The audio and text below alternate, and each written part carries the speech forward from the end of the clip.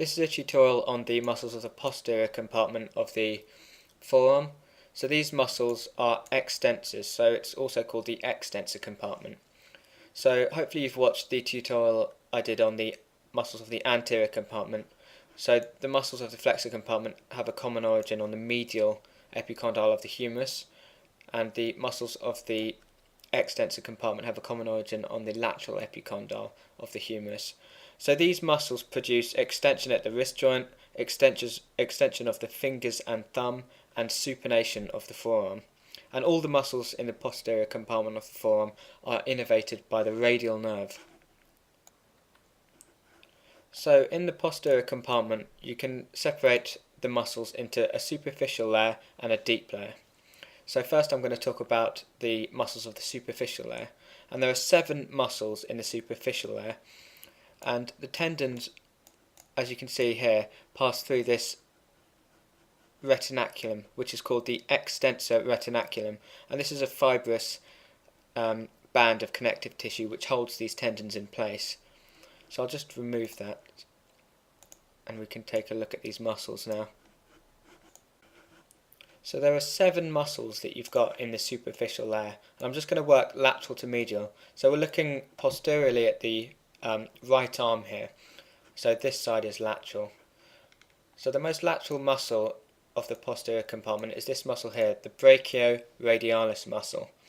And this muscle, as the name suggests, originates on the arm. So brachium is Latin for arm, so it originates on the humerus and it inserts onto the lateral surface on the distal radius, so brachioradialis.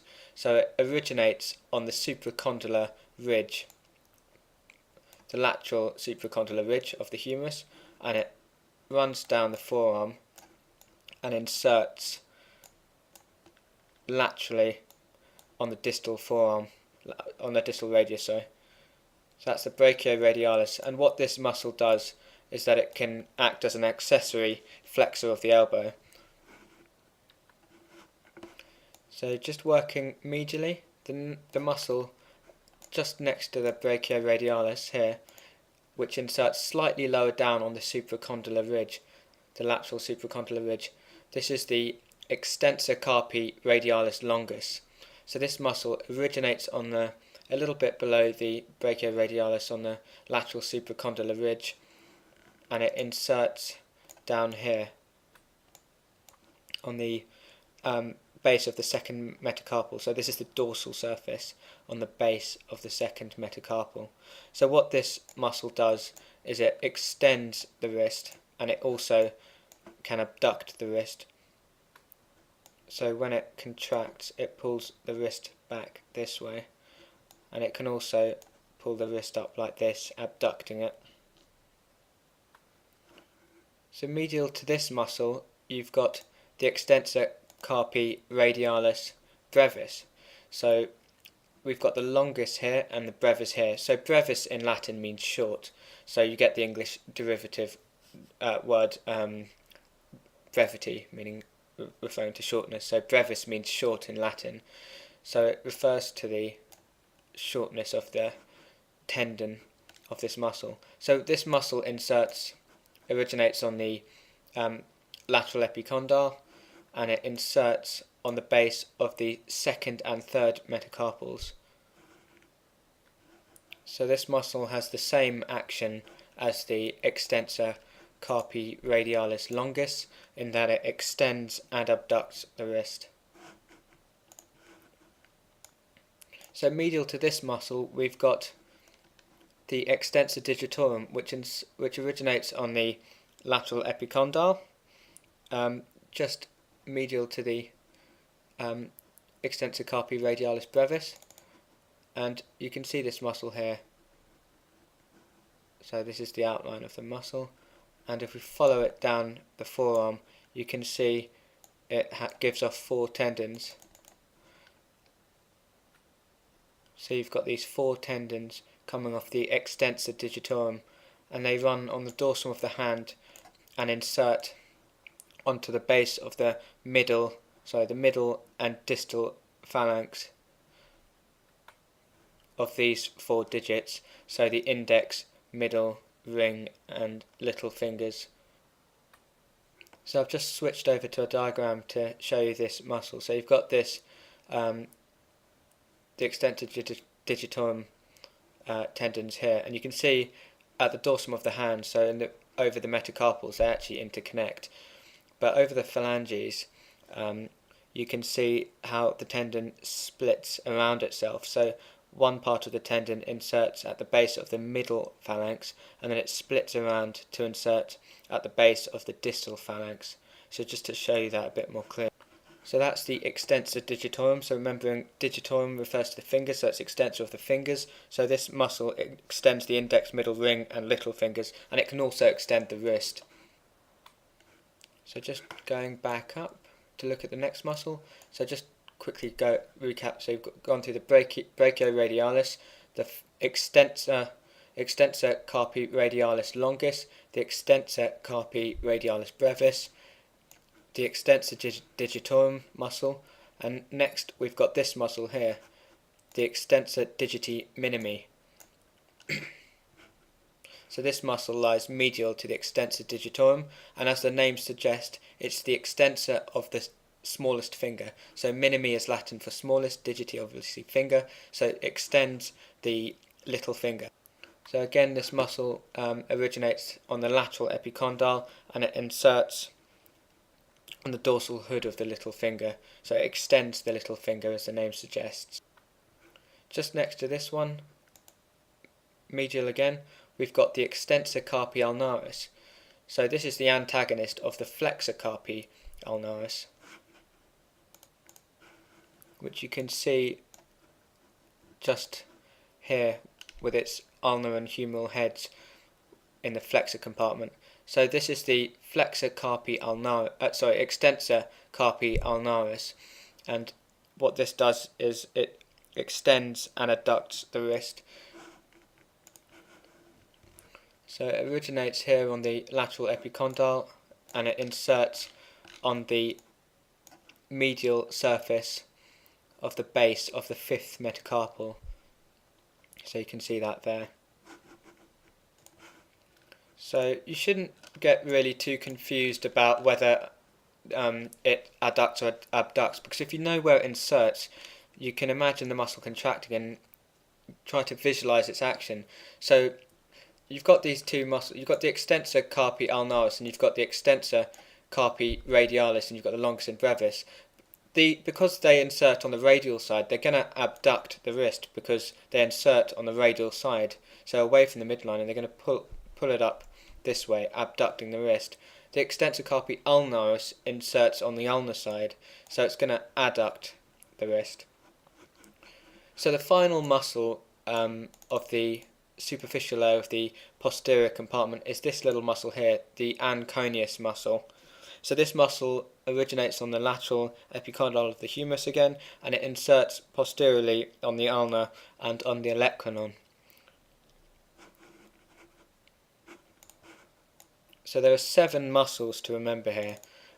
So again, you've got the brachioradialis, you've got the extensor carpi radialis longus, the extensor carpi radialis brevis, you've got the extensor digitorum muscle, the extensor digiti minimi, the extensor carpi ulnaris, and the anconeus muscle. And these muscles form the superficial layer.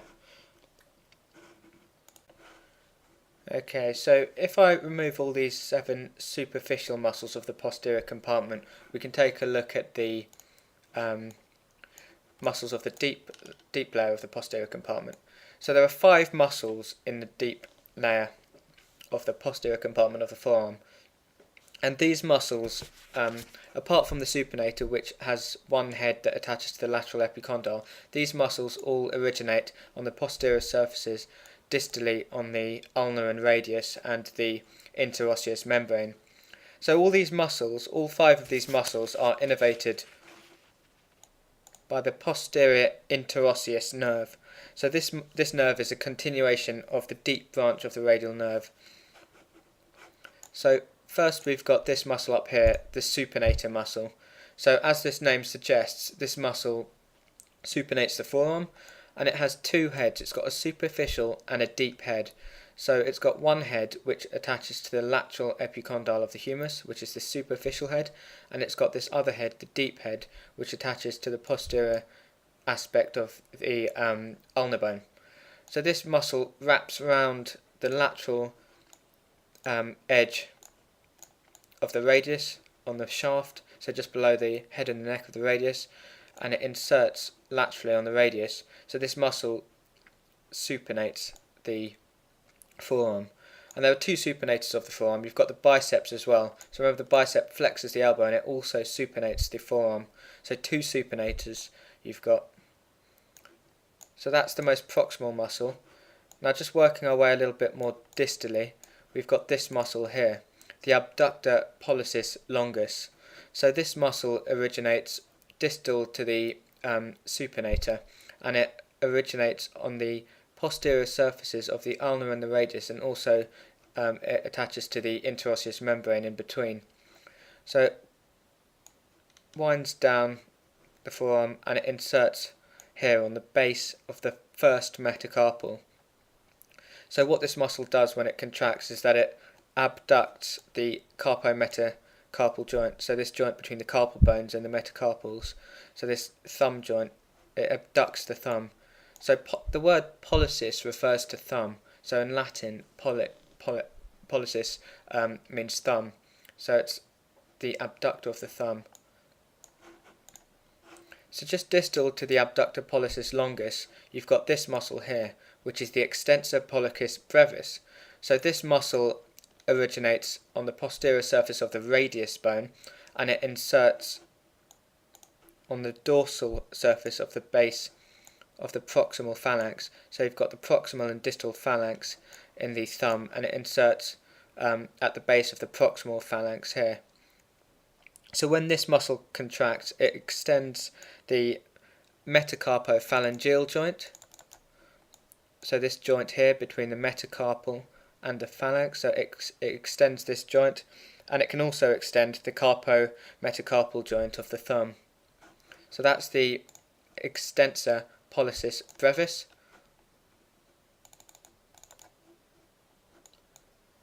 So the next muscle is the extensor pollicis longus.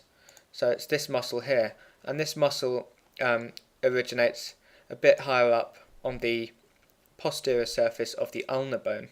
So the brevis muscle, the brevis counterpart, originated on the posterior surface of the radius. The extensor pollicis longus originates on the posterior surface of the ulnar bone, and this muscle has a longer tendon, so it's called longus. So brevis means short in Latin, longus means long, obviously, and this muscle has a longer tendon, so it inserts on the distal phalanx, the base of the distal phalanx of the thumb, of the so here on the dorsal surface again. So when this muscle contracts, you can see that it will extend the interphalangeal joint of the thumb, and again it can also extend the carpometacarpal and the metacarpophalangeal joints, so this joint here and this joint here, but its prime purpose is to extend the interphalangeal joint of the thumb. So that's the extensor pollicis longus, because it's got a longer tendon which inserts more distally. So finally we've got this muscle here which originates more distal to the extensor pollicis longus, and it's called the extensor indicis. So indicis refers to the index finger, so it's the extensor of the index finger. So this muscle originates on the posterior surface of the ulna, distal to the extensor pollicis longus, and then it inserts into the extensor hood of the index finger. So do you remember that muscle I showed you in the superficial layer, the extensor digitorum, which extends all four fingers? Well, this muscle joins the insertion point of the extensor digitorum to extend the index finger. So there you have the 5 muscles of the deep layer of the posterior compartment of the forearm. So you've got the supinator up here, which supinates the forearm, and then you've got the muscles of the thumb and the index finger. So you've got the abductor pollicis longus, the extensor pollicis brevis, extensor pollicis longus, and the extensor indicis. So there's quite a lot of muscles in the extensor compartment, but they're all logically named. So have a look through this tutorial again, and hopefully that will help with things.